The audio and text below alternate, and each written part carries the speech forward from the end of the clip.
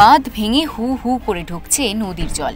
বালুরঘাটের আত্রেই নদীর বাঁধ ভেঙে যাওয়ায় আতঙ্কে রয়েছেন এলাকাবাসী। মাত্র 1 বছর আগে নির্মাণ করা হয় আত্রেই নদীর ওপর বাঁধ, কিন্তু 1 বছর পেরোতে না পেরোতেই তা ভেঙে যাওয়ায় প্রশ্ন তুলছেন স্থানীয়রা। এদিন আত্রেই নদীর বাঁধ পরিদর্শনে কলকাতা থেকে পৌঁছন সেন্ট্রাল ডিজাইন আধিকারিকরা।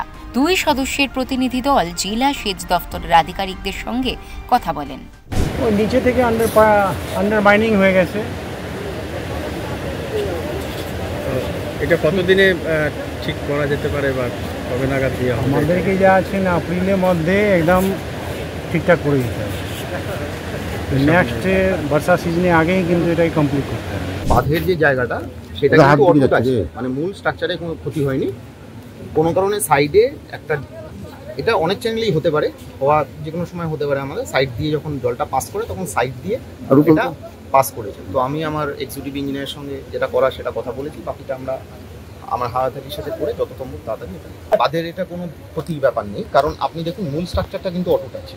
আপনি দেখতে পাবেন মূল স্ট্রাকচারটা অটুট আছে, ঠিক আছে। একটা ডিপ চ্যানেল অনেক সময় আমাদের রিভার কোর্সে কি হয়, রিভার কোর্স নিজের মতোও চলে, কোনো সময় হয়তো এদিক কোনো সময় ওদিক করে ডিপ চ্যানেল ফর্ম করতে গিয়েও এক সাইড দিয়ে পাস করেছে। তো এটা যত তাড়াতাড়ি সম্ভব আমরা হাওয়াথাকির সঙ্গে কথা বলি।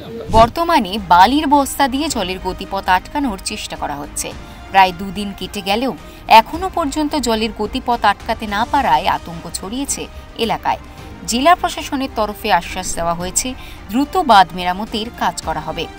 দক্ষিণ দিনাজপুর থেকে শঙ্কু কর্মকারের রিপোর্ট, ওঙ্কার বাংলা।